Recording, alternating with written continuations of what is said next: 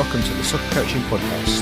I'm your host Scott Mowbray, and in each episode I will discuss the key topics that impact on football coaching from the foundation and youth development phases. Thanks for listening, I hope you enjoy this episode.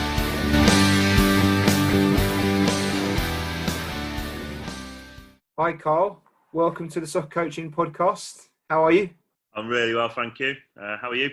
You're not too bad at all. I'm all right. We've got some sunshine today, so compared to how it has been, it's quite nice. I'm actually being blinded by the back window at the moment with the sun coming through. So, yeah, it's all good. You're up in Manchester, right? Yeah, based outside of Manchester, so just looking out the window now. We've got similar weather. It was raining a short time ago, but I think the sun's breaking out now. But it's the usual weather, as most people know in Manchester. I was going to say, in London, we only think it ever rains in Manchester. So if you've got some sunshine, I think that's a novelty.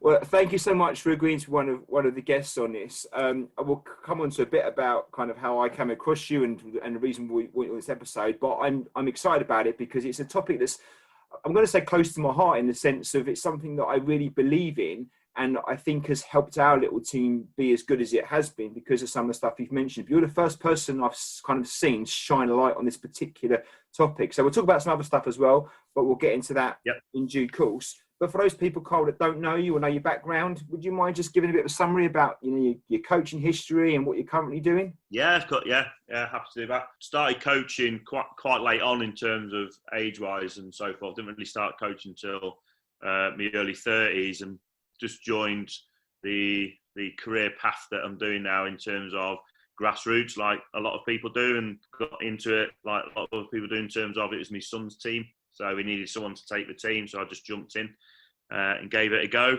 and just really enjoyed it. So try and cut a long story short, after a while I decided to put my other career to one side and started a new career. So I went back to university, went and got a degree in my mid-30s and so forth, and started doing coaching quals with an aim of doing coaching stroke teaching. And from that, it just sort of grew really. So I started getting involved in the girls' programs, which I'm mainly involved in now at the start of that. So just in this country, in England, the girls' programs were just starting to come out in terms of professional clubs being involved and so-called academies being brought together. So I got an opportunity to go work at Crewe, which was a great opportunity for me. Obviously, on the boys' side, they have a great reputation. So I did a lot of my learning down there, which I really enjoyed. I spent a good 3 years down there, and then went off and did some other stuff. Just tried dipping my toe in the boys' professional side. So I did a little bit of work down with Wigan Athletic for a couple of years. Didn't enjoy the environment as much as I did in terms of the girls' environment, so I decided to go alongside that. So I managed to get an opportunity down at Stoke with their girls' academy. Did a few years down there. And then eventually, just due to circumstances around my main job, which I'll go through in a second, I moved into the Manchester area for my main job. So I managed to then get an opportunity where I am now, and that's with Manchester City in terms of their girls' academy. And then I find my skill set, and I find what I enjoy doing most is working with the younger players. So I went in there and started working with the 10s, working with the under 12s at the moment, but then took on a further role of just being the phase lead for that foundation phase. So I still carry on coaching, still working with the 12s, which is great. So I can still do the day-to-day coaching, but then I just oversee those particular age groups and work with the coaches and work with the players across all those phases. And then just alongside that, I'm lucky enough to work with the FA as well. So I do some tutoring on their level 1 and level 2 courses. Again, which I find really rewarding. I really enjoy that part of work in terms of working with grassroots coaches who's just starting their journey like I was 10, 15 years going through, and I can try and pass on some wisdom to them, really. And then finally, I just work at a university as well. Again, very, very lucky. I'm a lecturer at a university where we work on football-specific coaching programs. So I look after a football coaching course that's based in Manchester as well. So again, we're lucky. Students coming in wanting to learn more about the game, wanting to learn more about coaching. So we just help them on their journey over the 3 years. So extremely, extremely lucky in terms of what I do in terms of career-wise, variety, mentoring, coaching, tutoring. So again, at the moment I'm in a really good place and I'm just really enjoying what I do at the moment. So yeah, it's all good. You are surrounded by football there, Carl. There's no getting away from it. Yeah. No, I think that's what most of us want to be, isn't it? Like I say, I took the jump a little bit. I gave up a career that I'd been in for 10 to 13 years, and I just decided to jump for it. And I got a lot of support from people, and I'm very, very grateful for them. A lot of hard work as well. Obviously, I had to go do another full-time job while I went back to university. So there's a lot of hard work and putting other things to side. But yeah, the rewards are there eventually. So I've got to where I wanted to be. And like I say, I'm in a great place now. I wouldn't change it for anything. So I'm extremely lucky. I don't look at it as work anymore. I look at it, obviously, just as in terms of doing what I want to do. So it's great. That's when you know you cracked it. When it's not like going. So if you do something you enjoy, you never do a day's work in your life, do you? So fair play. Being brave, making a step couldn't have been easy. So well done. It's great to hear that you kind of made a path for it and you're enjoying what you do. Just some questions then. What was your degree in? Was it a sports kind of coaching degree? Yeah, so I did a degree in sport coaching. So I did that with the University of Lancashire, UCLan in Preston around here. And then just about a year or two ago, I did a master's as well. So I did a master's in performance coaching at the University of Stirling. So that was really good as well. I was lucky again that was completely online. So again, I didn't need to actually travel or go up there. So I did everything over 2 years in masters with University of Stirling while working alongside my main job and so forth. So very good. I'd highly recommend if people are thinking about it or can do it. There's some really good underpinning knowledge that you can get from it, and then you can apply it in terms of your actual coaching. So I've definitely learned a lot through doing both courses, and it's helped me get to where I need to be in terms of my career as well. So yeah, I found them really beneficial. And alongside that, obviously, you must have done some of your coaching badges. How far have you gone down that journey? Just up until recently, I'd done my youth mod awards, which were here, obviously in England. So I've completed them. I was done my B licence. At that time, in terms of my B licence, I was quite happy. I didn't really need to go any further, I felt, at that time, in terms of who I was working with and the younger groups. So I decided to stop there. But then recently, again, just taking on this new role in terms of being a lecturer at university and so forth, I decided probably now time to go push myself again and just try and get a little bit more knowledge. So I'm just in the middle of completing my A licence and also my elite youth A licence as well. So that's with this Scottish FA. So we just finished the course. It's just down to doing some assessments at the moment with them. So that's where I'm at. Well, you haven't stopped learning over recent years, have you? You must have felt like one non-stop kind of educational journey. Yeah, it does feel a little bit like that, but at the same time, I think it's important because obviously, as you know yourself, football's ever changing, knowledge and skill sets ever changing, new ideas are coming. So I find it really important to keep learning. I mean, maybe after the A licence, I think that would probably be it in terms of actual official qualifications, but that doesn't mean I'm going to stop me learning. Listen to podcasts like yourself that deliver it. Find it really helpful. Just listening to other people and getting ideas off of them, just doing short courses, reading, do quite a bit of reading if I can. So learning can come in all different shapes and sizes, obviously. So yeah, I'll definitely be carrying on with it. Maybe just not the official qualifications. I might put that on hold for a year or two, give the brain a rest. And the university, this is the University Campus of Football and Business, isn't it? UCFB? Because yes. I think we've got a campus down where we are in London, by Wembley. I think there's one there as well. So can you tell us a bit about that? I mean, I've come across it a couple of times. We've actually met some really good coaches that coach some of our local grassroots teams. I think they do it as like a part-time job for something that's paid for, kind of coaching places. But they've always been good lads, the ones we've seen. Maybe because they're not kind of emotionally attached to the children as much. So they're a bit more level-headed than some of us out there, to be fair to them. But you know, is that a relatively new thing, this university has been around for a while, and these football courses? Because it seems like quite an exciting opportunity for young people to get involved in who love their football. Oh, 100%. Yeah, it is to make use of these empty spaces during the week, because obviously stadiums are just obviously sat there until there's actual games and so forth on. So the concept was built from there. So a range of different degrees. So it's not just coaching, it's the business side of it as well. So it might be on the media side. We do marketing courses, finance courses as well. And then obviously the ones that I'm involved in, that we do my particular course is football coaching and management. And there's another one alongside it, which is more alongside the talent and talent development in terms of working in academies. And then slightly different to other universities, we just feel like we're a little bit more industry in terms of, so for instance, like myself and most of the other lecturers on the course who deliver are still working in the industry. So we've got people from different football academies who come in and work, people who work with the FA, all delivering on the course. So the students get the academic side in terms of the theory and so forth, but we also get the practical, and they can actually apply it in terms of coaching. So there's a lot of time spent on the pitch.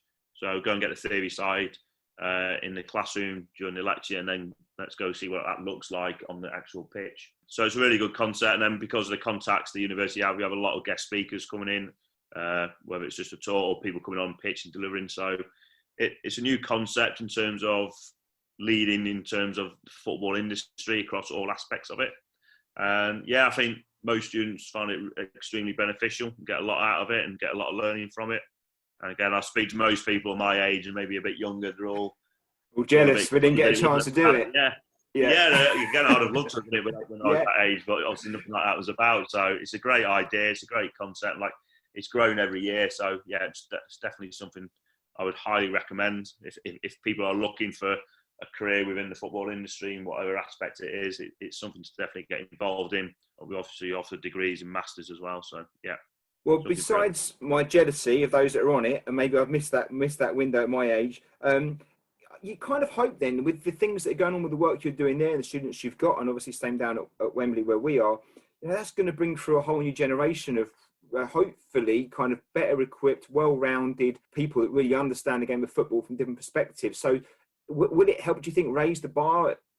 Yeah, 100%. I hope it would anyway. I think the big argument around coaching, especially the last few years, is whether it is actually a career and actually a profession. Yeah. In terms of people can actually go and get a full-time job out of it and so forth, in terms of whether the safety net of it, and in terms of wages, if we're honest as well, in terms of how many people can actually build a career out of it.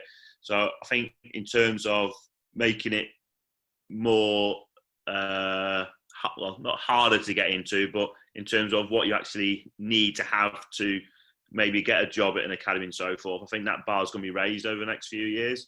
Yeah. So I think more and more academies will probably start asking for degrees, and I think more and more academies will ask for certain qualifications and certain levels of experience, furthermore than they are doing so at the moment, which I think is right, because I think at the end of the day, coaching is highly linked to education, especially understanding how children are at work and how they develop and how they learn and how they're going to act and so forth.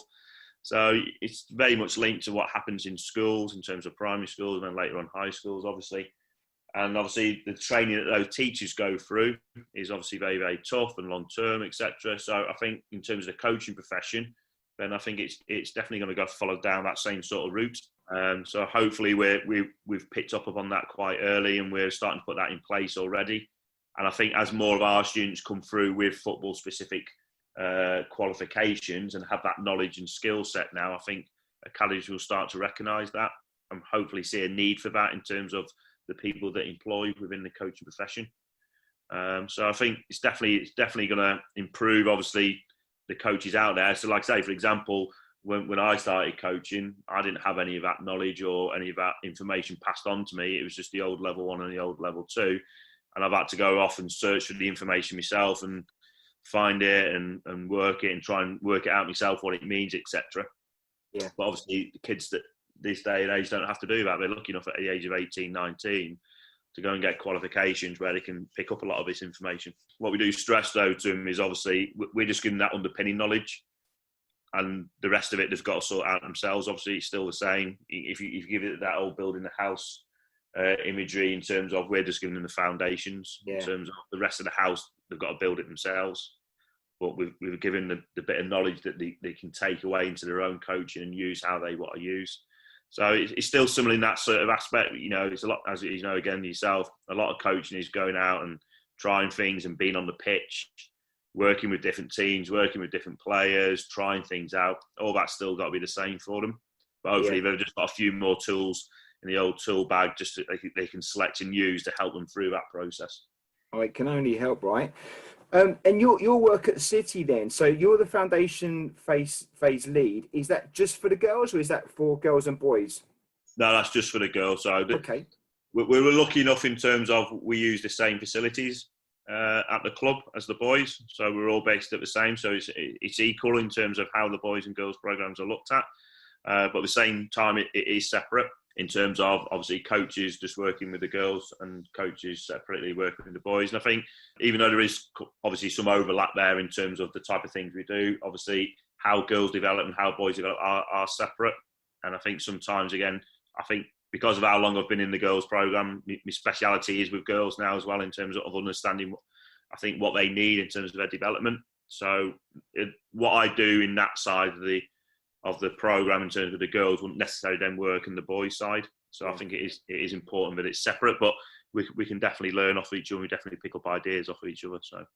So this could be a whole podcast in itself, I'm sure, about the boys and girls differences and stuff like that. But I've just recently started coaching an under-16 girls team. So I've gone from coaching like foundation phase boys to under-16 girls, and it's been a massive learning curve for me. I mean, the girls are great, but I'm certainly trying to find my way in that space. And I have found a very different kind of, I guess, a mentality and approach to coaching, not better or worse by any stretch. And the girls are very good, just a different kind of atmosphere and a way of going about things.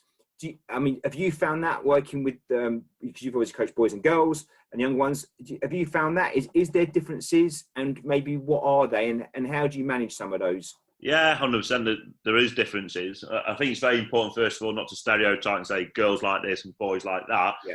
But at the same time, there are some characteristics in terms of girls, maybe, and some characteristics in terms of boys that you get more out of in terms of girls when you do boys, and vice versa. So I think there's some things that you can identify and recognise, but at the same time, like I say, I stress the importance that we don't just stereotype and say girls and boys. But in terms of, I think, first of all, maybe not so much now, but previously, and I think it's starting to get better. First of all, girls approach to football slightly different in terms of they won't live football maybe as much as some boys will. So they won't watch the games as much maybe as boys do. So in terms of, or play video games in terms of like FIFA and so forth.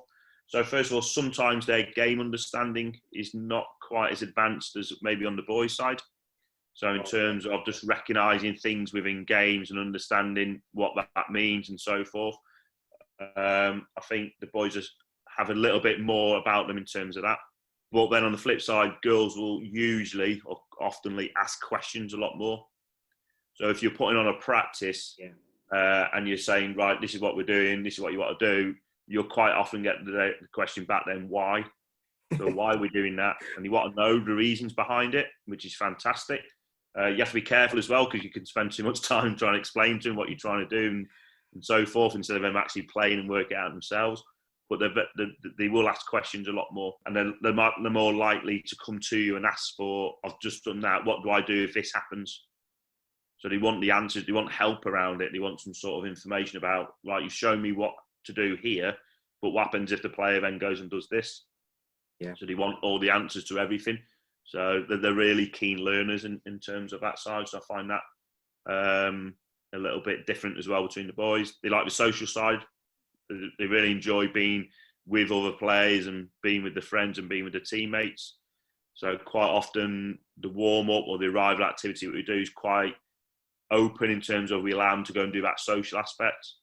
So there's not a lot of pressure on them in terms of what we do in that they need that time to go and talk to each other and find out what each other's been up to during the day and so forth. They really enjoy that part. So I think we just need to allow that to happen at the early stages of a practice, for definite.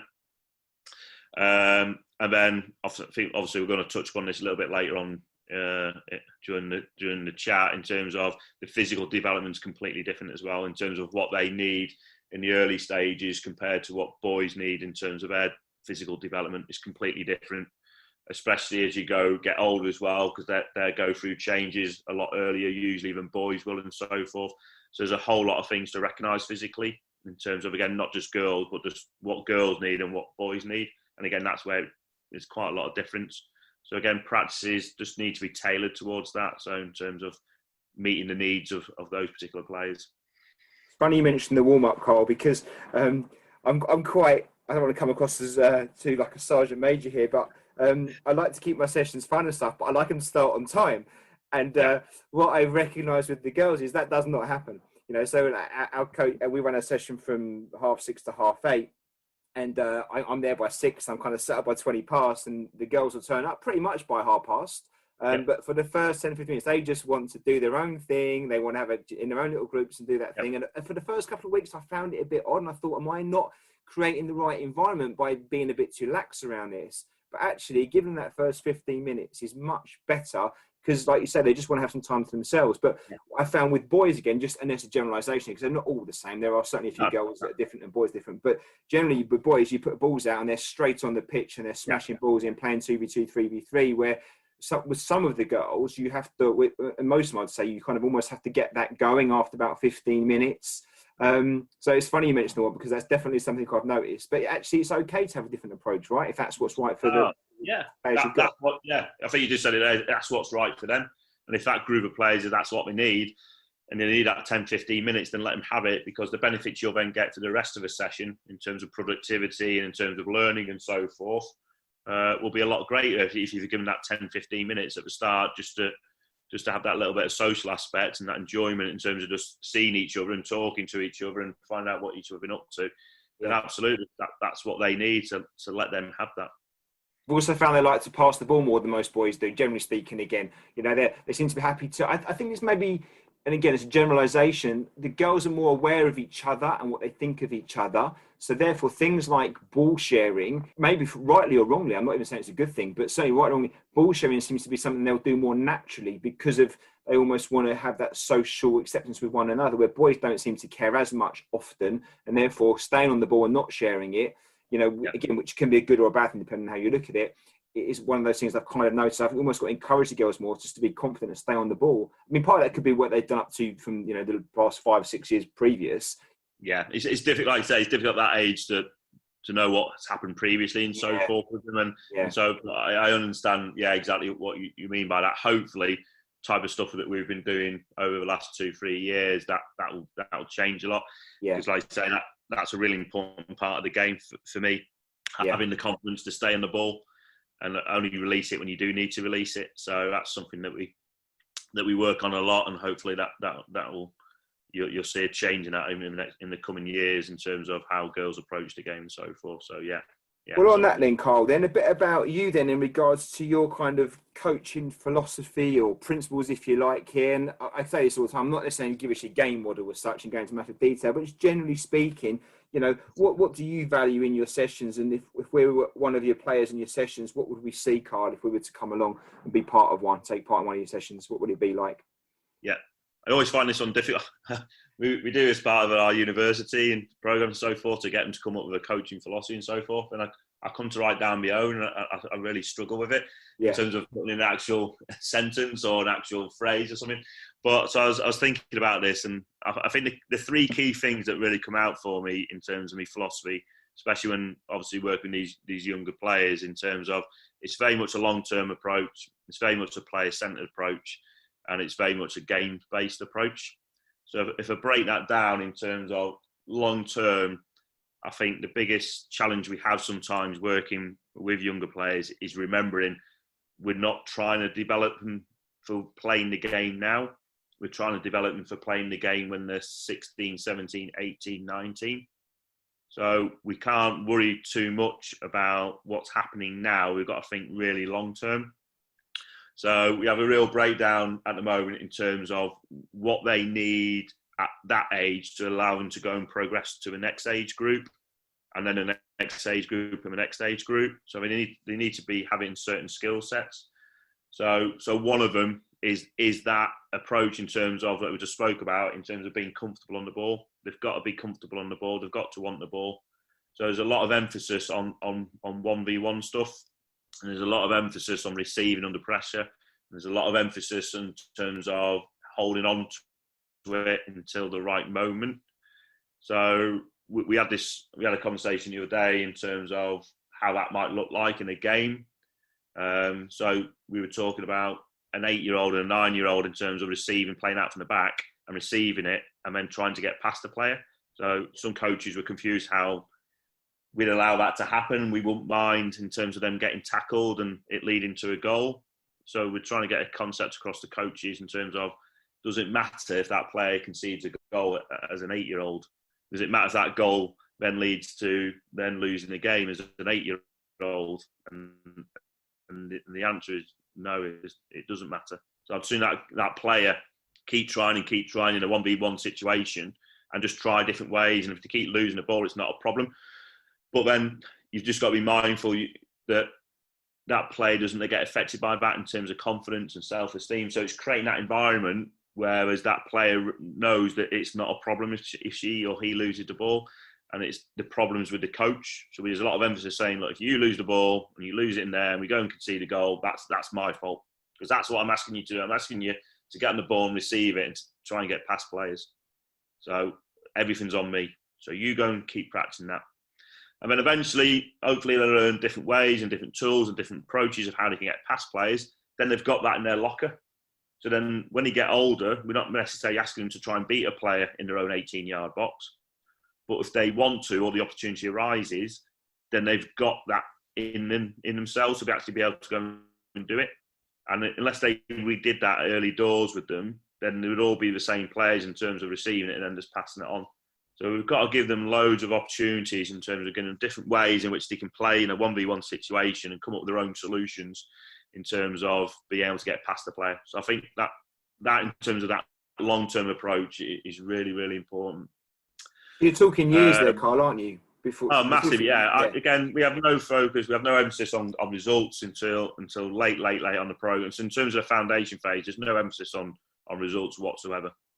I'll give you a really good example as well. We played a game just about a few months ago, and again, nothing to do with the result, but I think we were 2-0 up and playing out from the back, and you could see that there was a problem in terms of what they were doing. And eventually the other team scored, and then literally a minute later we did exactly the same thing, and the other team scored again. It went to 2-2. Again, game carried on. I won't worry too much about what the end result was, but when the players came off, the conversation was, do you not recognise what was happening in terms of playing out from the back and what they were doing in terms of what led to those 2 goals? And one of the players came back to us and said, well, do you know what the problem was? And we said, yeah, we could see it happening 10 minutes before it actually even came up in terms of the goal. And she came back to us and asked, well, why didn't you tell us? So why didn't you tell us what was going wrong? And why didn't you give us the information? Because we've lost a 2-goal lead.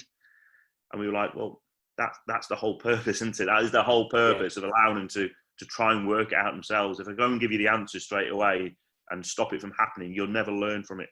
You'll learn from today. You'll go back and luckily we get the games recorded. You'll go back and you'll go watch the game and you'll work out yourselves what went wrong. Yeah, when we move on to player centre and game based, which I wanted you to do in a second, and I'm sure it's going to kind of marry up with that a little bit. And it's a really good illustration of actually, you know what, the coaches being calm enough to allow the players an opportunity to make mistakes and learn, and not to get controversial or take this down a different route too far, but obviously I'm going to assume here that in the academy setting that's kind of okay, because as coaches, you will sensible enough to realise actually the long-term development interests outweigh the result in this moment in time. I think the challenge sometimes for a lot of our listeners that work in the grassroots space in the weekend football, and not to make any excuses here, I think the result is still, in many cases, and I'm going to say like the vast majority of the time, is the result still drives the decisions of the coaches, and they would have a different approach to that. Do you think that, I mean, I don't know how much you see of grassroots football, you're probably busy doing the other stuff, so maybe not as much, but do you recognise that as a possibility or something you've seen yourself? And if so, do you get frustrated by that, or do you just accept it, or do you just are grateful that the girls you've got are in your space and therefore they're taken out of that environment? I think, first of all, I'm lucky enough I get out and see quite a lot of grassroots stuff still. I think, first of all, I always, and I say it to anyone, I think, first of all, you've got to recognise that these people are giving up their time and they're not getting paid. So first of all, hats off to them. I've come from that environment and I know how demanding it is. You just look at coaching in terms of like the game and an hour's training session, and there's so much more to it than that, so much more time consuming that. So I appreciate that in terms of, first of all, people just giving up the time. I think it's amazing. And then secondly, I think it's just down to education, and I think it's just down to knowledge, and that's just not coaches, that's just everyone in terms of parents and so forth. So I've seen coaches try and take this approach in terms of long-term development and not worrying about results and so forth, but they haven't then passed that information on or shared it with parents and so forth. And I think that can have a real negative then impact on it, because unless they know what you're trying to achieve and unless they know what you're trying to do, they can't understand that. And what they see is something completely different. So you've got to get the buy-in from everyone. And like I say, parents are massive in terms of the impact they have on their child in terms of before, during and after the games. So I think it's really important that if you are going to do that approach, and hopefully most people do that approach in terms of recognising it is long-term, that they get the buy-in from everyone. Yeah, and then if that's one of your values, you've then got to stick to it. You've got to stick. We have a question on during the FA courses that we throw out to our candidates in terms of a scenario where there's a game in the season. You've always had the same amount of playing time. Whoever wins this last game wins the league. What do you do? And quite often you'll get thrown. People go, well, you play your best team because it's the last thing it matters and so forth. We want to win the league. But you go, first of all, well, it's worked throughout the whole season, according to the scenario, because you're top of rotating players. But then secondly, if you do that I'm just going to play our best team, you've gone against everything that you stood previously. Then you're open to trouble then into parents and then turn around and say, well, you did it for that one game where you played the best team, so why can't you do it for another game? You've got to stick to your values and you've got to stick to your beliefs. That is massive, that is important, and you've got to share them and you've got to get the buy-in with everyone else. So I think that's crucial. I know it's not easy out there when you're doing the weekend coaching, and a lot of it is down to education, isn't it? And having the commitment to believe in it. But, also I think if you do get the buy-in from the other stakeholders, parents, the players, the clubs, then I think it makes it easy to do it because everyone knows what you're doing and the reasons behind it, and therefore you can stick to it. Because even as coaches, we still want to win our games. I don't want to lose, but I want to win doing the right thing where you can. Yeah, and the players do. Let's be honest. You go on the pitch, the players want to win the game. Yeah, I think the biggest difference is if you don't win the game, you come off the pitch 10 minutes later, the players have forgotten about it. Yeah, they're off doing something else. They're off going out with their mates. They're off playing on the computer games. So whatever it is, they've forgotten about it. It's different, and it's end all for them. Whereas some older adults or coaches, whoever it may be, parents, it then lingers on for quite a bit longer, and it's more of a problem for them than it is for the kids. And I think that's the difference. That's the difference. And what about, so moving on, so you had player-centered and game-based as well. Tell us a bit about that in your philosophy. If I jump to games-based first, everything that we do, or everything I try and do in terms of coaching sessions and so forth is game-based. So try and steer away from technical practices or unopposed practices. I try and make everything opposed. So when I say games-based approach, it's everything's a game. So it doesn't mean a game in terms of what another game of football looks like, but the prime. So when we say game, there's some sort of rules to it. There's some sort of parameter to the actual pitches and so forth. There's some sort of point scoring system, and there's some sort of teams. It could be 2 teams, it could be 3 teams, it could be individuals, it could be 2 twos, whatever it is, but it's opposed.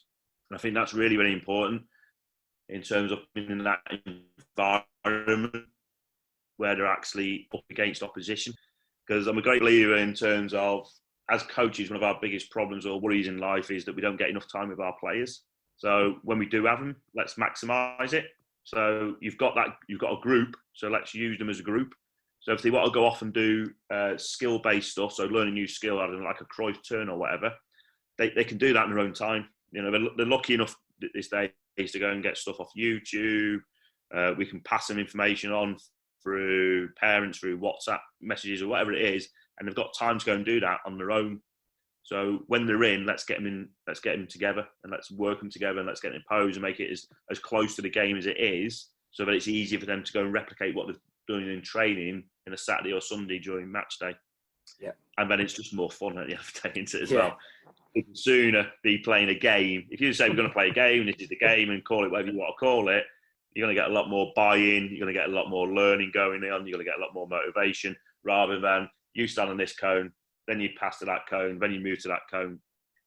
It's just not motivational for them. It's just not enjoying very much fun for them. Yeah. So I think games is massive for me, massive. Well, the thing with that card as well is, I think when you make it a game and the players are enjoying it, you get the intensity, don't you? You get the effort as well and stuff. So they'll go for the motion with other stuff, but if they don't really enjoy what they're doing, you don't get the full commitment, and therefore you don't get the full returns. I think with the best development happens in a training session is when everyone's really up for trying their best to achieve whatever the objective may be. So, and a game with targets and points and stuff is a great way of going about that, right? Yeah, 100%, 100%. And how does that come into then the being player centered then? Yeah, again, I think like it's obviously most coaches will look at that approach now, which has been a big change in coaching over the last 10, 15 years in terms of that recognising now that players are individuals and they need individual stuff and they have different things that we need compared to the other players in the group, whether that's how they learn, how they take information on, or what they actually need to improve on, etc. So we do a lot of player-centered stuff in terms of a lot of the interventions that we do are individual interventions. So again, because it's game-based practices, it's easy just to take a player out of a practice, speak to them, ask them questions, give them a challenge, and then just pop them back in again. And again, none of the other players know. They've just been getting on with the game.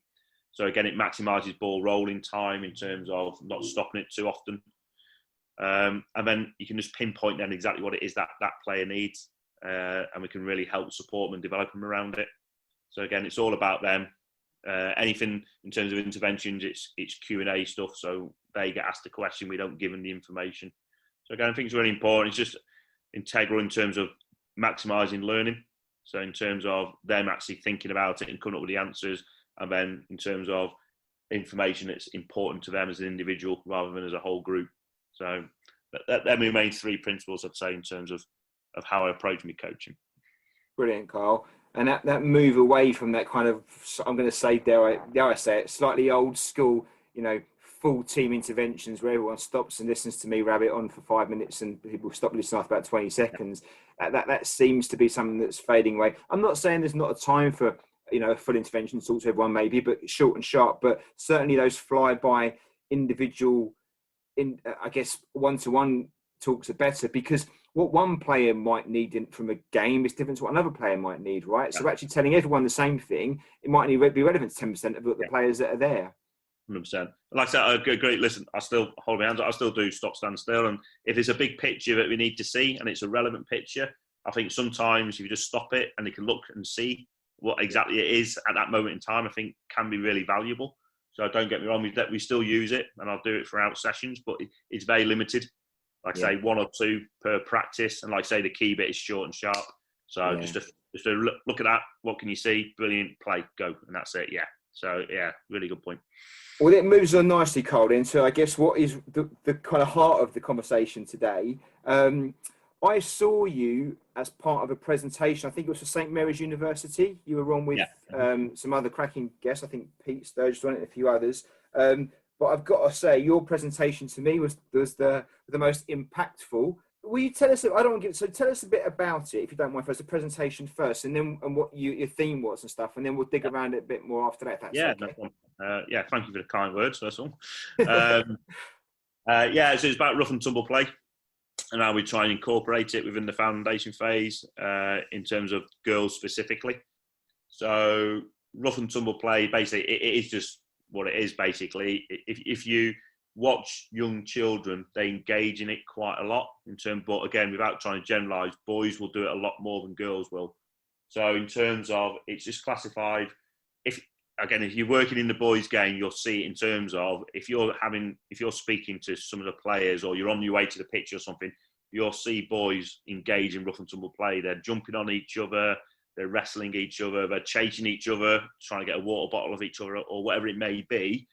That is basically rough and tumble play. It's some sort of physical, high intense activity with more than one person, basically. And there's loads of benefits to it. So there's the social aspect, first of all. So we talk about, usually while it's going on, there's some sort of rules going on. So let's speak to each other in terms of what we're trying to do, in terms of trying to tag each other or chase each other or grapple with each other, whatever it may be. So there's that social aspect, first of all. And then also there's loads of physical returns out of it in terms of the agility side, the acceleration, de-acceleration, stopping, in terms of a little bit of strength. because if they do start wrestling and grappling a little bit of each other, they try and lift each other up off the ground and so forth, maybe because someone's hiding something underneath them. So they're trying to lift them up and take something off of them. So there's loads of physical returns as well. But you just don't see it as much within girls' development at a young age as you do with boys. Girls just don't generally engage in it as much. So, for instance, they just enjoy a different type of play quite often. So they're quite often happy to play as an individual, go off and do some stuff on their own, or they're just not get involved in that grappling, or it's just not a thing that people say girls should do. So again, it might be discouraged by parents or by teachers or by coaches. So in terms of that, we just recognise, especially with the players over the last 2-3 years, they're missing out on that, and it's something that we think is important in terms of development, not just as a footballer, but in terms of socially and physically, in terms of going forward long term. So yeah, it's something that we've decided that we need to introduce into the program, and not just do an actual session on rough and tumble play or have 15 minutes each week of it. It's just incorporating it into the rest of the program and making sure it actually occurs naturally within it.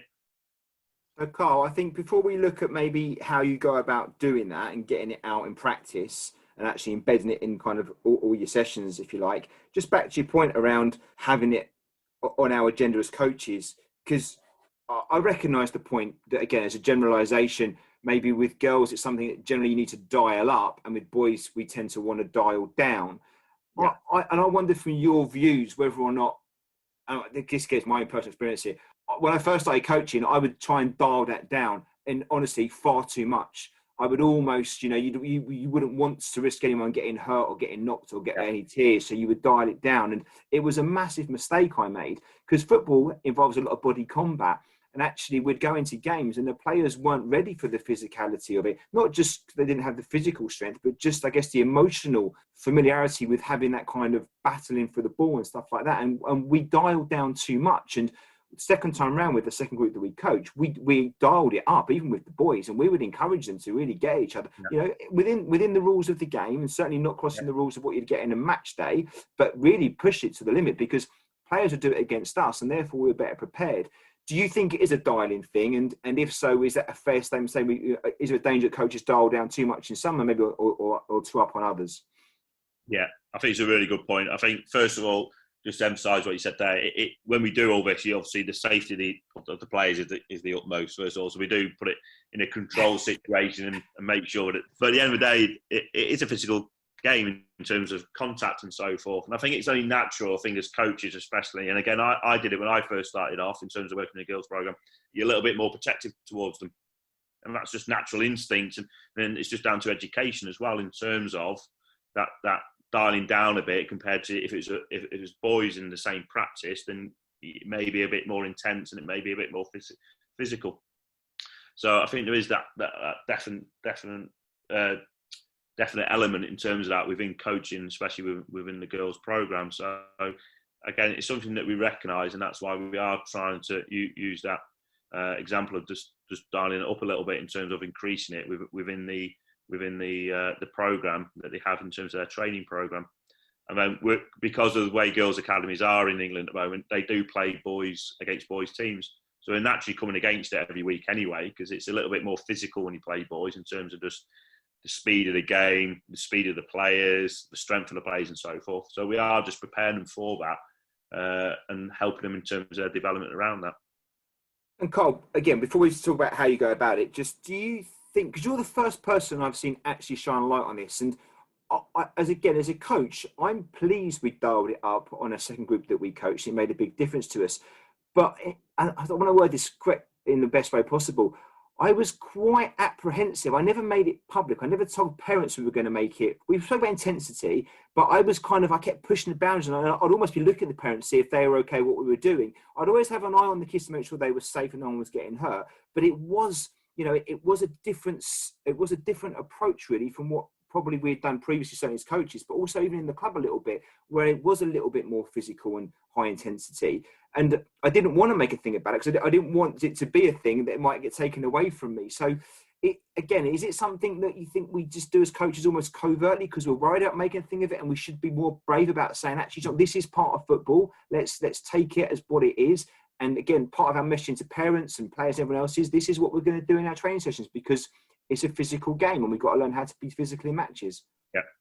No, it's a really good point. And like I said, I've probably done it myself a little bit covertly in terms of probably just because we're not sure how it was going to go at first. And like I say, it was really only introduced last season in terms of, I think we were doing it unconsciously a little bit in terms of some of the stuff we were doing, but in terms of actually sitting down and planning it and thinking about it, it really started coming into place last season. And like I say, it was probably a little bit quiet and done on the quiet side in terms of let's just see how it goes. Let's see how the players react to it. If there is any difference in terms of if they're happy doing it and so forth. So it's almost like a pilot scheme last year, but the returns we got from it and the buy-in we got from the girls was really good. I think we've seen benefits of it already.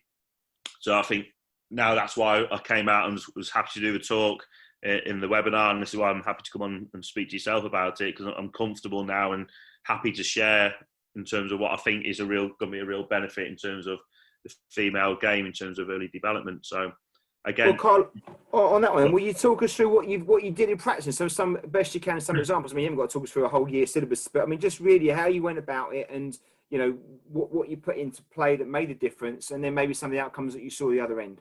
Yeah, no problem. So the main ones were the physical. So we had a physical program with them anyway, which entails 10, 15 minutes at the beginning of a session.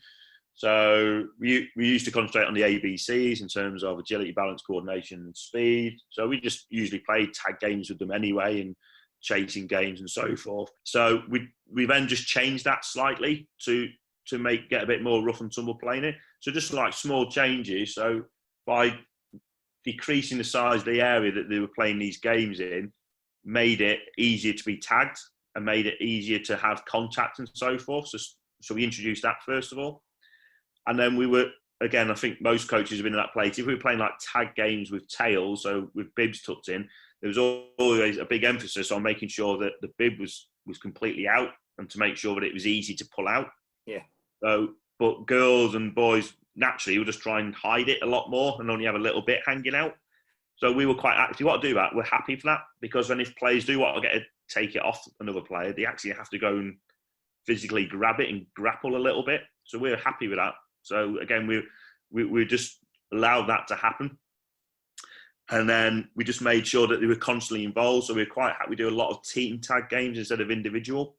So it just meant if you lost your tail, you were still in the game, and then you would just go and try and get a tail off another team, off a player from the other team. So that then just involved sometimes one girl running away from 2 or 3 players and 2 or 3 players trying to get this bib off of her. So again, the physical contact that she's then going to be engaged in increases significantly in terms of that rough and tumble play. So it was just tiny little changes like that in terms of, it was still a tag game, so we didn't make big changes to it, but you could see from the outside, the observations going on, how much more physical contact was being involved in it. And again, the girls probably didn't realise it. But then other things we did introduce specifically, so we did like ball wrestling. So again, sure people have seen it where 2 players, one ball, both players are holding the ball, and we're just trying to pull it off each other. But again, we're happy, and we're trying to encourage really the girls to do whatever they need to keep hold of that ball. So that, again, if that involves one of them going to ground and trying to put it underneath their bodies and so forth, we're happy for that to go on. Because again, the other girl will then have to try and lift the other girl up and try and get the ball from underneath her and so forth. So previously, once one girl's lost grip of it, that game probably would have stopped. But now we encourage it to carry on. So if you've lost grip in it, go and get the ball again and carry on. So it's not the first one to lose grip now. It just gone for, let's say, like a minute, and it's whoever's got the ball at the end of the minute. So there's a lot more grappling in terms of stuff like that. So physical program, that's how we started to incorporate it in terms of that side. And then it goes, in terms of the actual practices, it just goes back to what I mentioned before about that games-based. There is no or hardly any technical unopposed program stuff in terms of the practice. It's all opposed. And we do quite a lot of stuff on, again, for like a 10, 15-minute warm-up on 1v1 individual stuff. But just basically just keeping the ball. So just keep the ball, and they'll be in pairs. So they're all working in one big area, and can you just keep the ball? And the other player has to try and win it. If they win it, the emphasis is just keep the ball. So there's a lot of shielding, there's a lot of acceleration, de-acceleration, stopping and starting, and again, just a lot of bodily contact in terms of physical contact and so forth. So we introduced that as well. And then another thing we started doing is futsal, trying to get benefits out of futsal. So again, there's a lot of research in terms of different benefits of futsal. But the reason we wanted to do it was the 1v1 contact. So again, if you're not fully aware of futsal, one of the rules is once you play out from the goalkeeper, you can't play it back to the goalkeeper until it goes over the halfway line or the opposition touch it. So a player receiving the ball off the goalkeeper is usually man-marked. And then she has to do something. She can't just then play it back to the keeper. She's going to have to keep hold of it and try and get past that player or pass it on to a teammate. So again, it's a lot of contact. It's a lot of physical contact. And again, she's just going to have to try and really keep hold of that ball. So again, it incorporates that rough and tumble play within it. So they're the main things that we really started introducing throughout the year. And like I say, especially that physical bit in terms of allowing them to turn it into a bit more roughy play. I think that's where the real benefits have come out of it. I guess if you want to have players, if we're saying it's important for players to be able to play under pressure, having that ability to play under pressure requires not just the physical capabilities, but also the psychological ones as well. Yep. So all those practices, all of them, it's very much the futsal one, must make a huge difference. Have you seen those outcomes? And I know you have, but I mean, have you seen them? And how have they played out in practice? So if you go to a match now compared to what you might have done maybe a year or so ago, what do you see difference in the way the girls maybe approach the game and what you actually see as outcomes on the pitch? Yeah. Just obviously, like I say, it's only been going a year, but so there's not huge, I wouldn't say, progressions at the moment, but there are small ones in terms of, I think the speed of training is increased. So in terms of the tempo in training has increased a lot. So again, the girls were, I would say, a little bit too friendly with each other. So in training, if it was to say a possession-based practice, the intensity of it wasn't always where we wanted it to be. It didn't replicate what was going to happen when we go and play a game. But I think just for encouragement again, just to try and get them to play a little bit more intensive. But with also what's happened, maybe if they've just come from 10, 15 minutes of wrestling and try and get a ball off of each other and then go into that possession-based practice, the increased intensity and the physicality and the competition within it as well has increased dramatically. And then obviously from that just then gets transferred onto the pitch so that they play a little bit quicker, that they're more happy to go into individual combat situations with opposition players. They're more happy to do so and doing so. They're more comfortable if they're being chased by a player or if there's two players around them. We just seem to be a little bit more confident and comfortable on the ball. And there's just a lot less emphasis on receiving the ball in space. So a teammate now is probably more confident and is more happy to pass to a player who is being marked. Whereas before we look at it and think, well, you're being marked, so you can't have the ball. You've got to be in space. Where we're trying to say now, we'll give them the ball, let them have it, even if they are marked, and let them, because if they can get out of that situation, they're actually then opening the game up because they're taking that one player out of the game.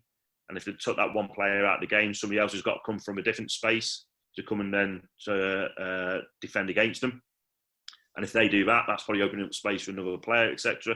So there's a real emphasis now on 1v1s and getting past players and really opening the game up. So I think they're the small changes we've seen over the season. And like I say, hopefully having 2, 3, 4 years of this with us, that'll just grow and increase it even more. Well, that's the big point there, Carl, I think. And you said it from the beginning about long-term development. And I think we took a similar approach with our younger ones. And I coached them for 3 years. And we had impact. We had improvement straight away. But certainly by year 3, it made a massive difference to the team and how they played. It really did. And it's kind of compounded up. So it's almost like, I'm not saying it starts off slow, but it does start off slow. And then suddenly, but you get an acceleration. But that does take years to get there. But it's worth doing it. And I think I think it's fair if coaches want to adopt some of this stuff, they've got to recognise it won't change things overnight, and you've just got to stick with the process and believe in it. Would that be fair to say? Yeah, definitely. I mean, another example I might use, I was working with a coach when I was in my mentoring role with the FA, and he was going to think he was an under 10s, under 11s group, and the ball kept coming to one of his defenders, and as soon as it came to him, the defender would just get rid of it because obviously they were anxious about whether they might lose the ball in a dangerous situation. So I just mentioned to the coach, like, if you don't change that now, that's all that player's going to be now for the rest of his footballing career. In terms of the ball comes to him and they get rid of it. Yeah. You've got to have an impact now on him, and else you're not going to change it. And just think about that's going to be that boy's playing experience for the rest of his life. That as soon as the ball comes, he gets rid of it. And for me, that's not playing football. The reason you play football is because you want the ball. And the best thing about football is having the ball. And there's so much in that with regards to psychological, isn't there? You're telling this young player that actually that's all they can do almost, rather than actually, do you know what? Even if you can't receive it now under pressure and do something straight away, we'll get there by practicing. We won't be able to get there by just giving up on it. And when you're 9 or 10 years old, you shouldn't be giving up on stuff. You should be challenging yourself to get better at stuff. Absolutely. So it goes back to putting that emphasis on the coach and not the player again. So we had a chat with that player and said, right, for the first 10, 15 minutes of the next half, you've got to have at least 3 touches of the ball before you can move it on. Brilliant. And we said it in front of everyone. And we said, look, so if he now gets tackled, that's my fault again. Because I've told him he's got to do that. That's the challenge for him. And it's only going to be for 10 minutes. Once that 10 minutes is up, I'll give you the thumbs up and you can go and play the game how you want to play the game again. So we just put him in that classified as that ugly zone. He didn't like it, obviously. But eventually, and after a while, after a few games, he was getting the ball and going past the player and then passing it on. So his experience now completely changed in terms of football. He's actually involved in the game more and he's actually getting more enjoyment out of it. But it's hard. Like I say, it's hard taking that leap as a coach and saying, look, it's okay to go and lose the ball there and we can see the goal. It's okay. It really is. On that, Carl, then about enjoyment, because obviously it does all sound great, and we're the adults in this space, and you know we're in a safe space compared to some of these young kids that are playing. How have they found it? How have the girls found this new approach? I mean, have they all jumped on it and loved it and enjoyed it, or has there been a few bumps on the way? Have some embraced it more than others? I think some embraced it more than others in terms of just because of their backgrounds and where they've come from. So we're looking to go that in terms of that rough and tumble play. In terms of some girls actually came from a background where they outside of the academy, they were involved in stuff like boxing and so forth. So they really enjoyed it. Ready for it, yeah. And for some others, it was nervous. Again, like I say, don't think they weren't aware of what we were doing. Yeah. And you could tell in terms of some were a bit standoffish when the games got a little bit more physical. Edgy, yeah. But again, it's just a confidence thing, like you say. And once they realise it's the norm and so forth, and they can see the other girls enjoying it, they just want to jump in and they just want to join in, and they get that from it. And we're just lucky in terms of that long-term approach. That again, it's just the environment we create there. We're very lucky in terms of the coaches we've got there, and like I say, we just got that buy-in. We've got the buy-in off the players, we've got the buy-in off the parents, we've got the buy-in off the coaches and the club and so forth. I'm sure it's like that in most other places as well, in terms of this is the approach we're taking, and this is the reasons why, and hopefully you'll see the benefits in 10 years' time and so forth. So they're used to it. It's just a norm. So for instance, again, it's normal for us when we're playing a game on a Wednesday to pull a player off for like a minute if there's something important that we want to speak to them about. So again, we're quite happy then to go and play for a minute, 2 minutes with 8 players. And again, if we can see the goal, because of that, that's my fault, because I brought her off, because I needed to say, think about what you're doing in this situation. What can you do differently? Get that information off and go, right, for the next 5 minutes, that's all I want you to concentrate on, and I can go and watch that. So, but they're used to that now. So again, when we first started doing it, you could tell they're coming off and looking at the game, and you're talking to them, but we're looking at, because they're worried. They're thinking, I should be on there, and why have you pulled me off? But once you do it, once it happens 2-3 games in a run, and all the players, it's happening to all the players, it just becomes the norm. And Carl, both those examples you gave there, the one about the player that was at the back and just kicking it out, and also when you pull players off and have a chat with them for a minute or so, the other outcomes here you're going to get is resilience, because actually the players left on the pitch are playing the player down, so deal with it, step up, work a bit harder. Yep. Ownership, communication. I mean, there's other things. You're not even working on that, but they're going to have to do these things. And they might not do it on the first time or the second time, but eventually they're going to realize, actually, do you know what? We're going to have to work a bit harder. We're a player down. We're going to have to talk a bit more. We're going to have to deal with the fact if it costs us a goal and then react accordingly. So, by being brave as coaches, we can get so many more returns out of things when we take our eyes off just looking at, okay, how can we win a game?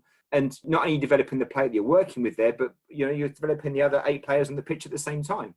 Yeah, that's a really good point. Again, in terms of them managing the game, in terms of taking responsibility and identifying problems and solving problems. All that's happening constantly as well. Like I say, they can't rely on being told what to do.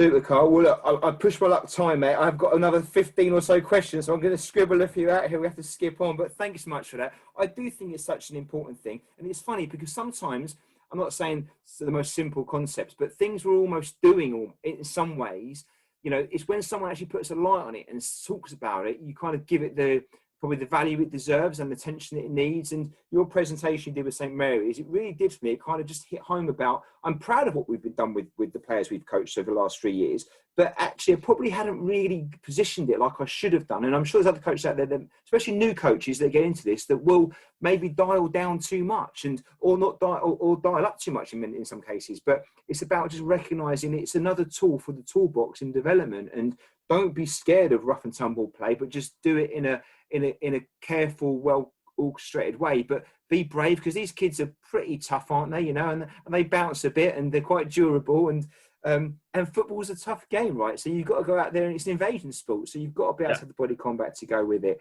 I don't suppose your presentation is it available anywhere, Carl? I don't suppose it is. There is. So maybe I've put it onto YouTube so that you can access it. Okay. Well, I'll send you a link, pal, and then you can. I'll put in the show notes. Brilliant. Page. Yeah, that would be great. Yeah, because I keep talking about it. It's worth people seeing. So yeah, brilliant. Thanks, Carl. Well, look, a question we ask everyone that comes on: if you could change one thing about the world of coaching, just one, what would it be? That's probably the hardest question ever, isn't it? You put me right on the spot, because I don't want to be generalising again. I think. Yeah.